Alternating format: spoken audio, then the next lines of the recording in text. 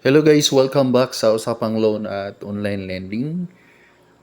To this video, pag-usapan natin itong ads na nakita ko ngayon sa Facebook, sa aking news feed.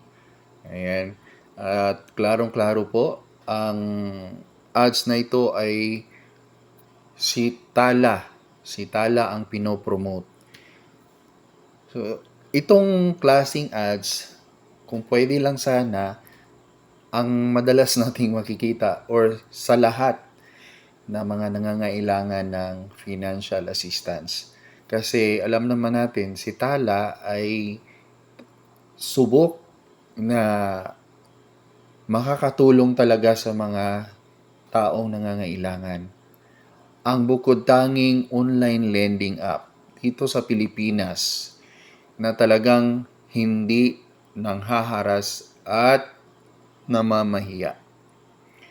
Si Tala, hindi lang po siya SIC registered. Si Tala din po ay BSP registered. So, dalawa. SIC at saka BSP.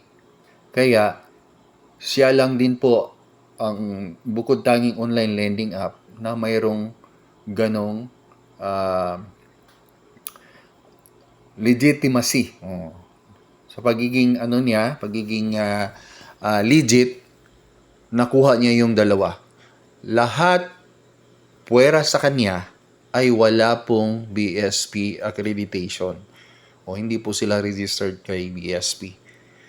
So, kaya yung mga walang BSP,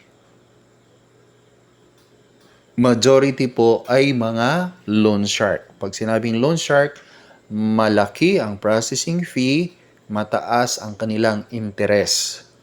Then, kung hindi ka pa nakapagbayad, haharasin ka pa at ipapahiya ka sa inyong mga contacts. Kaya itong si Tala, mula pa noon, nung nag-umpisa pa lang itong usapang loan at online lending, hanggang ngayon, hindi nawawala ang ating tiwala at hindi nawawala ang ating pagpo-promote sa online lending app na to. Ito lang ang aming one and only na nakitaan ng potensyal na makakatulong talaga sa mga kababayan natin na mga Pilipino. So kung kayo po ay nangangailangan ng financial assistance, subukan nyo po si Tala. Hindi po 7 days ang kaniyang term. Ang term po niya ay mayroon po siyang weekly at mayroon din po siyang 30 days. So, pwede kang umutang from 1,000 to 25,000. Kung na-approve ka, hindi po siya diretso 25,000. Most likely ay mag-start po sa 1,000. Dagdag ng dagdag hanggang maximum mo na ang kanilang credit limit. So, kailangan lang po na magiging good payer kayo. Kailangan lang po na on time kayong magbabayad. So, itong ads na to ay wala po tayong masasabi.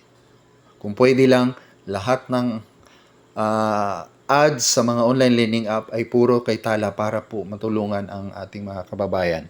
So, maraming salamat po kung kayo po ay wala pang kaalam-alam about kay Tala, subukan nyo po. Hindi kami nahihiyang i-promote at hindi din po kayo mabibigo.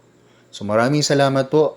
Abangan nyo po ang aming mga review ng iba't ibang mga online lending app at panoorin nyo po ang mga nagawa na naming mga review. At lalo na yung mga mga malakas din po ngayon, malakas sa pagpapautang, pero ang ending magsisisi pala kayo dahil po sila ay puro mga loan shark. So, huwag kalimutan pong i-like and i-subscribe ang ating YouTube channel. And then, paki-share na lang din sa ating mga video. Maraming salamat. Paalam.